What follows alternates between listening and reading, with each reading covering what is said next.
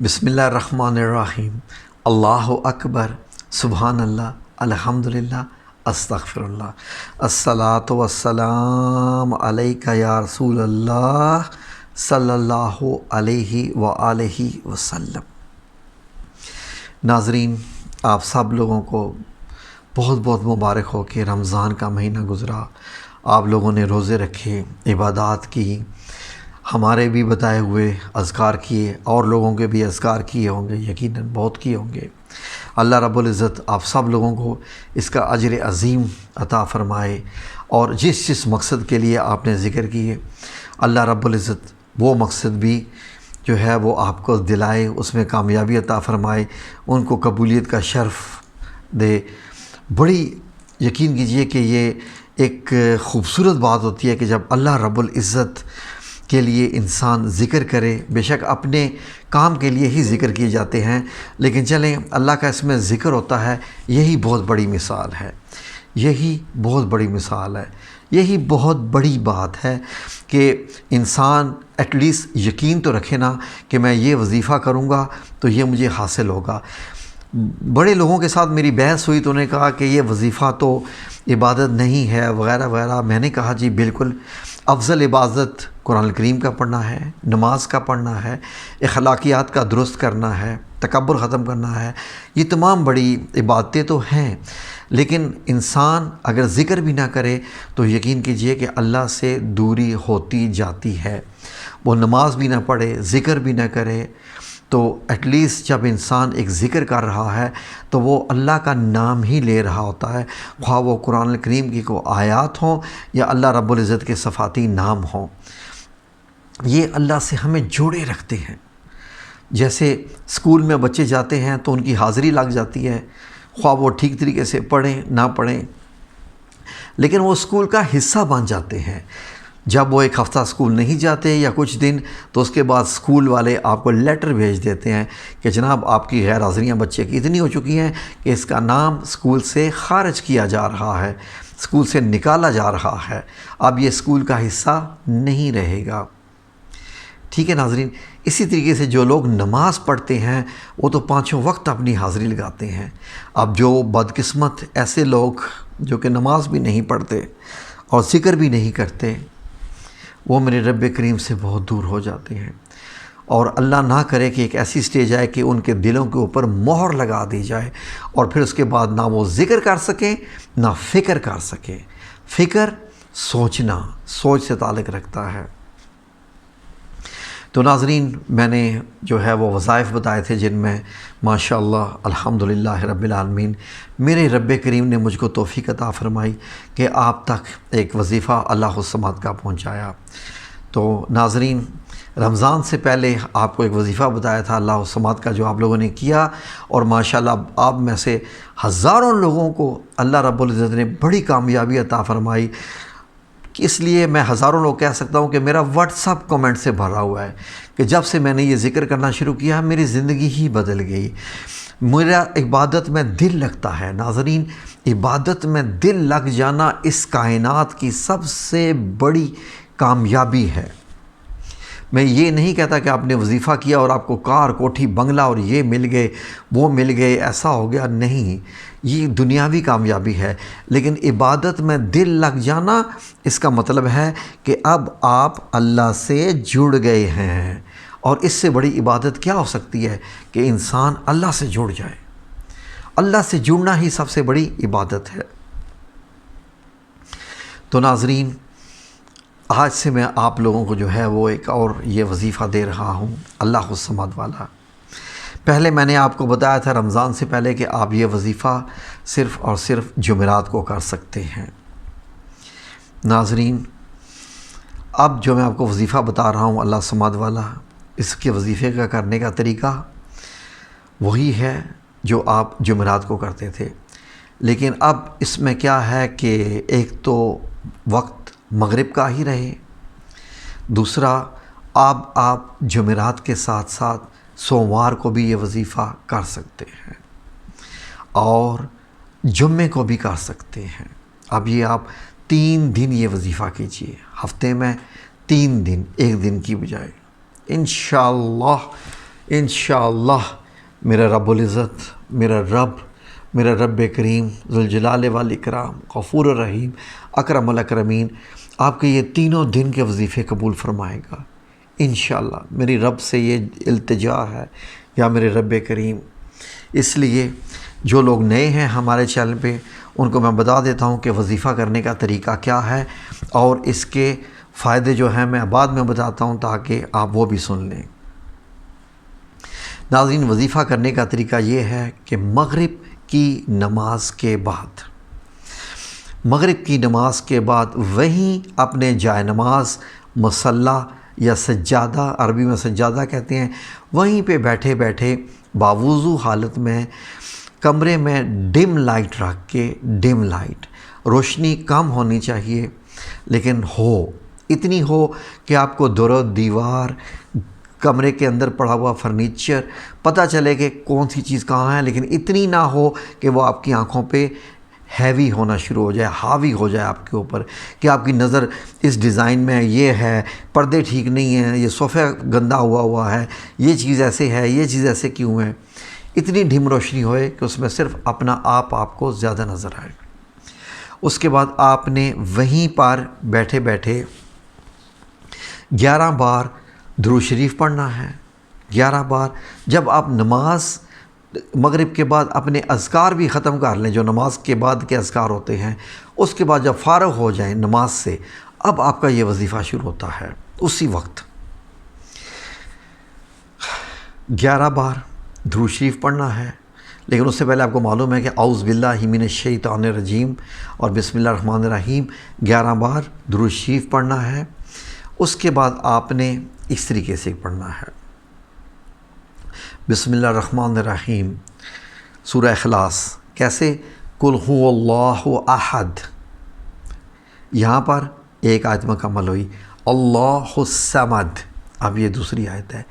اللہ الصمد کو آپ نے 100 بار پڑھنا ہے، 100 بار۔ آپ ہاتھ میں تسبیح رکھ سکتے ہیں، جیسے چاہیں گنیے، وہ ڈیجیٹل تسبیح ہے یا دانوں والی تسبیح ہے یا انگلیوں پہ آپ گن رہے ہیں، جیسے چاہیے میرے رب کریم نے جیسے چاہا یا جیسے آپ کی آسانی ہو۔ 100 بار اللہ الصمد پڑھنے کے بعد آپ نے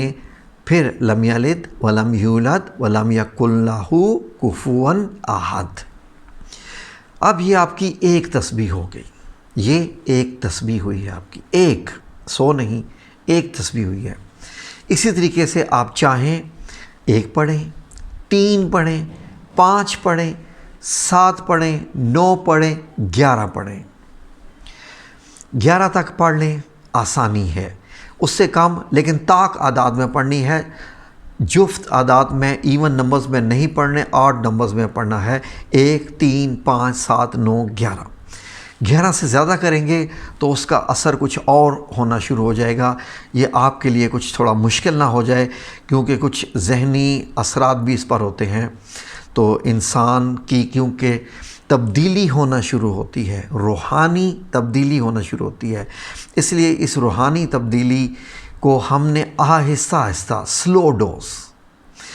ڈاکٹرز کا بھی یہی طریقہ ہوتا ہے کہ مریض کو سلو ڈوز دیتے ہیں، سلولی تعداد بڑھاتے ہیں تاکہ جسم عادی ہو جائے اس چیز کا، ٹھیک ہے۔ سلو ڈوز پہ آپ نے چلنا ہے، اور اس کے بعد آپ نے جو ہے 11 دفعہ ہی رکھنا ہے، اور 11 سے زیادہ دفعہ کرنا ہے تو مجھ سے پوچھ کے کرنا ہے۔ چینل پہ آپ نے کمنٹ کرنا ہے یا ہمارے واٹس ایپ پہ میسج کرنا ہے۔ چینل پہ کمنٹ کریں گے تو وہ میں زیادہ باقاعدگی پہ پڑھتا ہوں، واٹس ایپ بھی کبھی کبھی دیکھتا ہوں۔ اس کے بعد جب آپ کی 11 دفعہ تسبیح ہو جائے، اب آپ نے پھر 11 بار درود شریف پڑھنا ہے، اور اس کے بعد دعا مانگنی ہے کہ یا رب کریم، اپنے الفاظ میں، ٹھیک ہے، کہ یا میرے مولا کریم تو نے توفیق عطا فرمائی، میں نے یہ وظیفہ تیری خدمت میں پیش کیا، یہ ذکر، یہ تسبیحات تیری خدمت میں پیش کی، اور یہ تیرا ہی ذکر ہے، تیرے لیے ہی ہے۔ میں چاہتا ہوں یا میں چاہتی ہوں، خواتین ہیں تو میری یہ تمنا ہے کہ مجھے اپنا قرب عطا فرمائیے، مجھے اپنے بندوں میں شامل کر لیجئے، جن کو آپ اپنے بندے کہتے ہیں، کہ جن پہ شیطان کا اثر نہیں ہوتا۔ پہلے اللہ سے اللہ کو مانگیے، اللہ کو یہ بڑا پسند ہے کہ کوئی اللہ کو اللہ سے مانگے۔ اللہ سے اللہ کو مانگنا یہ بہت سب سے افضل ہے دعاؤں میں۔ یا اللہ میری بخشش بھی کر دینا، مجھے اپنا قرب بھی عطا کر دینا، میرا نمازوں میں دل لگا دینا، میری روحانیت میں میرا دل لگا دینا، تو رب کریم ہے، تو ہی سب کچھ ہے، تیرے ہی ہاتھ میں سب کچھ ہے، جیسے تو چاہے۔ اس کے بعد پھر آپ کی جو دنیاوی خواہشات ہیں، آپ کا رزق کا مسئلہ ہے، آپ کے بچوں کی شادی کا مسئلہ ہے، آپ کے کچھ اور مسائل ہیں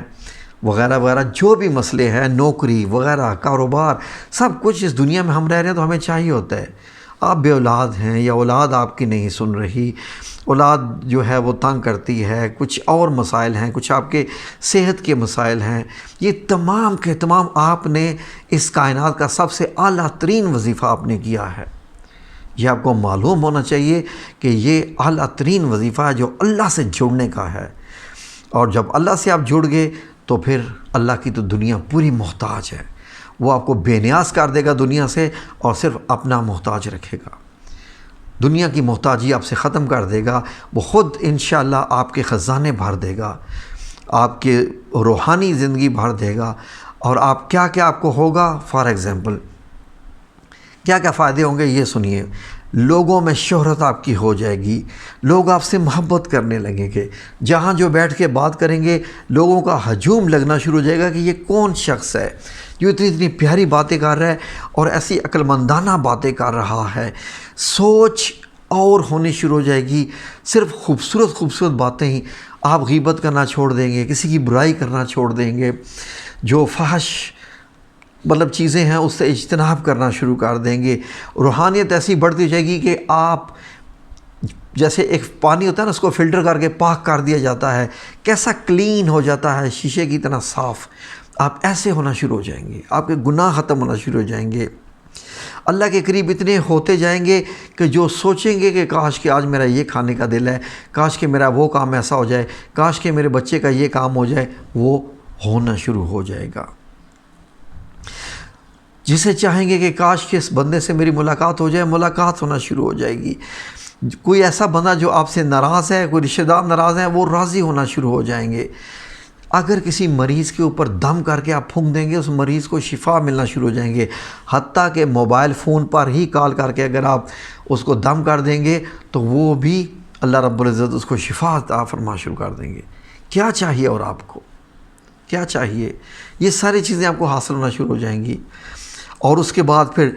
جب رب مل جائے تو دنیا ہی ہے، پھر تو بات ہی آپ کی کچھ اور ہو جائے گی۔ یقین کریں کہ آپ کے اندر ایک انر بیوٹی آنا شروع ہو جائے گی، خوبصورتی جو آپ کے چہرے سے بھی چھلکے گی، کیونکہ جب آپ ایک روحانی شخصیت بن جائیں گے تو نور آپ کے چہرے سے بھی چھلکے گا انشاءاللہ باذن اللہ تعالی۔ تو کسی اور کو کوئی کوشچن ہو تو وہ کر سکتا ہے انشاءاللہ۔ تو آج سے یہ وظیفہ کرنا شروع کر دیجئے۔ اس کے بعد میں نے بتایا ہوا تھا اپنے ناظرین کو کہ جب یہ آپ وظیفہ کر رہے ہوں گے تو ایک روحانی شخصیت آ کے آپ سے ملاقات کر سکتی ہے۔ اس کی یہ کوئی ٹائمر نہیں لگا ہوا کہ پہلے دن کے وظیفے میں آئے گی یا آخری دن کے وظیفے پہ آئے گی۔ یہ وظیفہ 3 مہینے کرنا ہے آپ نے، 3 months آپ نے کرنا ہے ڈیوریشن۔ اس کے دوران اب میرے رب کی مرضی کب وہ آپ کو کیا کیا خوشیاں نصیب کر دے، تو اس کا مطلب ہے کہ آپ چھوڑ دیں گے اگر آپ کو پہلے وظیفے میں ہی جو ہے وہ ایک روحانی شخصیت سے ملاقات ہو جائے۔ کیونکہ ہوا کیا تھا، ہمارے ناظرین کو میں نے جب پہلے بتایا تھا تو ان کے ساتھ ہوا کہ جب وہ وظیفہ کر رہے تھے تو ایک روحانی شخصیت جن کے متعلق بتایا جاتا ہے کہ وہ حضرت شیخ عبد القادر جیلانی رحمۃ اللہ علیہ بھی ہو سکتے ہیں، وہ بھی ہو سکتے ہیں، وہ آپ کے پاس آ کے بیٹھ بھی سکتے ہیں، آپ کے سامنے بھی آ سکتے ہیں، آپ کے سر پہ ہاتھ بھی پھیر سکتے ہیں، ٹھیک ہے۔ اسی طریقے سے سر پہ ہاتھ بھی، کیونکہ ہمارے سبسکرائبر ہیں، ہماری ایک بہت ہی ماشاءاللہ ہماری ایک چینل سے جڑی ہوئی ایک ایسی خاتون ہیں جن کے سر پہ ہاتھ بھی انہوں نے پھیرا اور پھر ان کے سامنے آ کے روحانی حالت میں ہی ایک روشنی کی صورت میں آ کے کھڑے ہو گئے، اور ماشاءاللہ آپ کا حلیہ جو تھا ویسے ہی جیسا ان دونوں ایک بابا جی مشہور ہیں جو مدینہ منورہ میں وائرل ہوئے، وہی صحابہ اکرام کا جو حلیہ ہوتا ہے اسی حلیے میں آئیں گے، اس وقت آپ نے ڈرنا نہیں ہے، ڈرنا نہیں ہے، مسکرا کے ان کی طرف دیکھنا ہے، پھر وہ جو آپ کو بتائیں وہ آپ نے شیئر کرنا ہے، ٹھیک ہے؟ جو بھی ان سے بات ہو، جو بھی ان سے بات ہو، جو بھی ملاقات ہو، یہ آپ نے شیئر کر کے ہمیں بتانا ہے انشاءاللہ باذن اللہ تعالیٰ۔ یہ آپ کی روحانیت کی منزلوں میں سے ایک منزل ہوگی، اور یہ بڑی اعلیٰ درجے کی منزل ہے۔